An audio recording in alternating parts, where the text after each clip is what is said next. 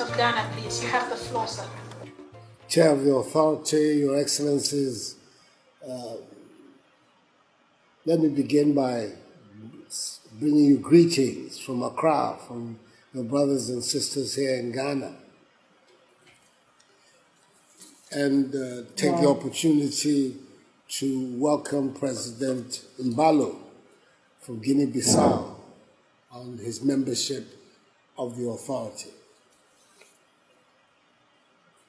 I'd like to briefly share with you Ghana's experience in responding to this COVID-19 threat. But before doing so, take the opportunity also to extend to President Buhari of Nigeria and President Conde of Guinea on the loss of key aides of theirs to this pandemic.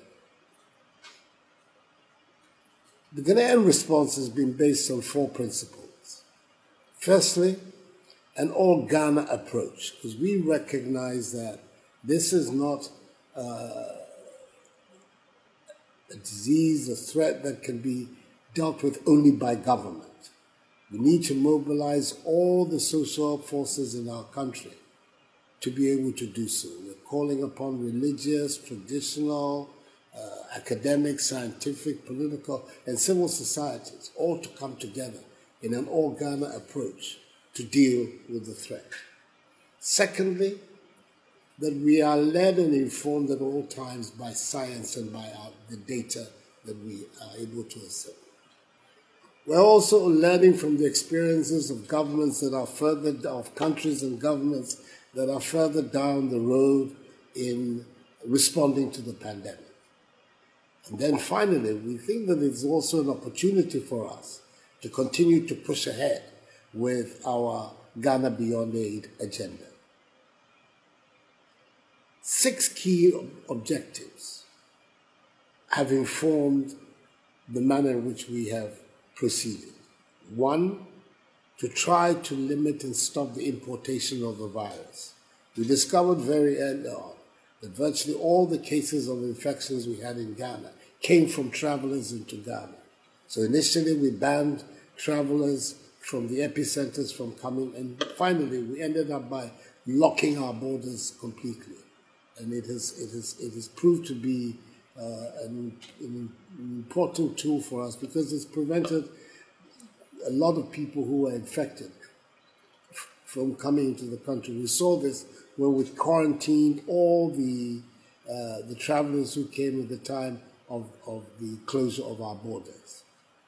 As far as that's concerned, there's an aspect of it that we cannot overlook, and that is that since the closure of the borders, unfortunately, we've had an attempt by several of our West African neighbors to enter the country illegally, and people who have also brought with them the virus, because we've discovered that they have also been affected. I think this is something that the regional organization we need to look at. If we have a situation whereby our borders are closed, how therefore we can manage that as strictly as possible so that we don't get it. Secondly, containing the virus.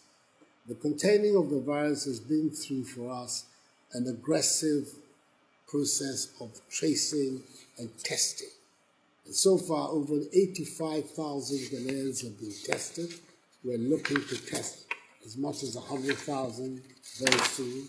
And it's enabled us to get a hold of the footprint, the geographic footprint of the virus, of identifying the epicenters in our country, and also better understanding the dynamics of the virus while we're treating and isolating infected cases. We've also paid a lot of attention in trying to stop the community spread. That has come from banning public gatherings, difficult decisions about banning religious activities, both Christian and Muslim. The churches and the mosques are closed in Ghana for the time being. Festivals and funerals have all been prescribed. And we're encouraging the social distancing protocols and the hygiene, the washing of hands, the social distancing, and also wearing face masks. And happily for us, happily as much as possible within the present context, our infection rate continues to be about 1.5% of the screened population, and it is remaining at this figure for some time. We're encouraged and hopefully we will see to its reduction. Clearly, a major challenge has been providing adequate care for the sick. The strength of our public health system has been seriously exposed by this pandemic, and the need from years of neglect and of underinvestment in our public health system.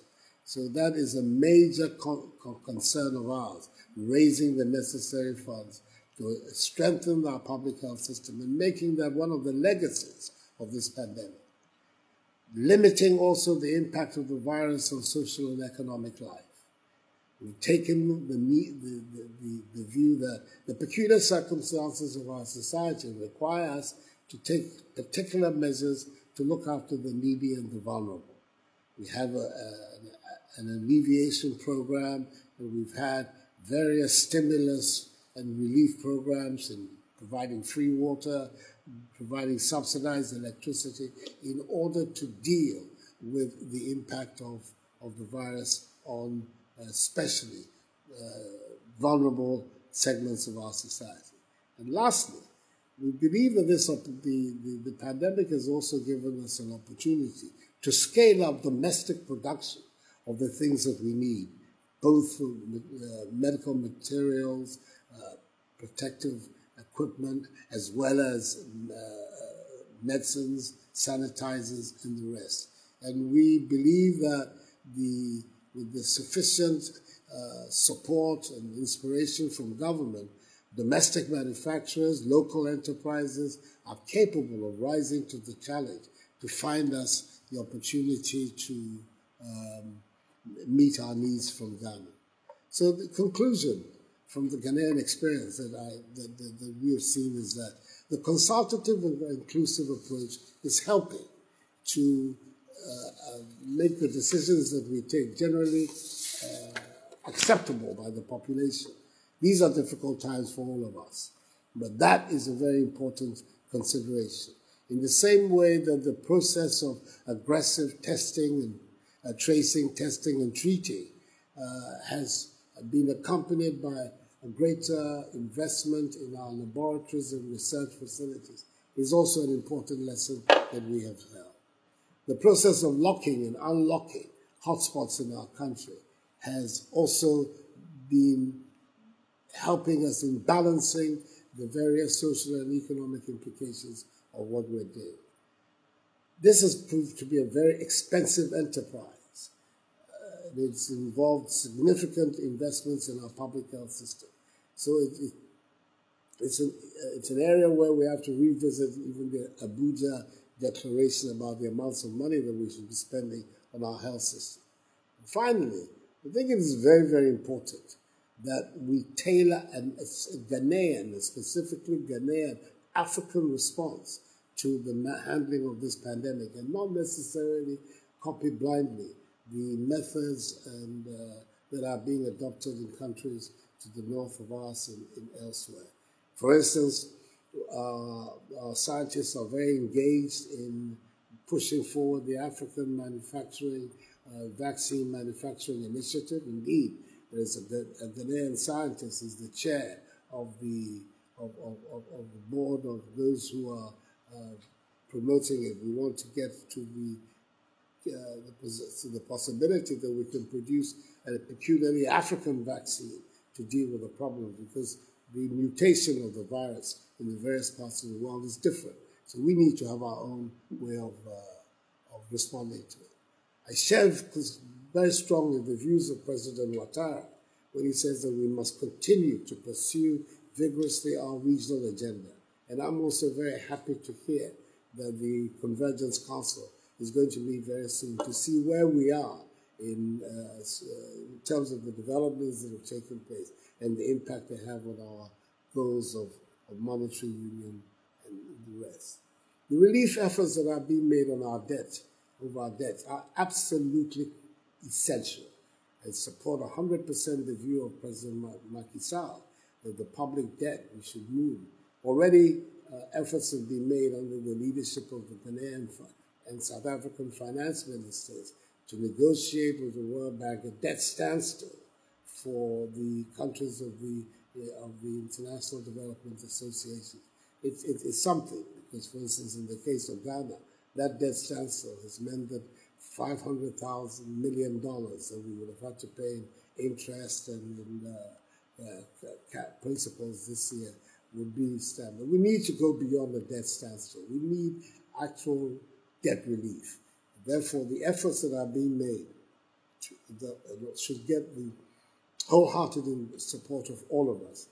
I believe that the issue of debt relief should not just stay at public debt. The private debt also should be looked at.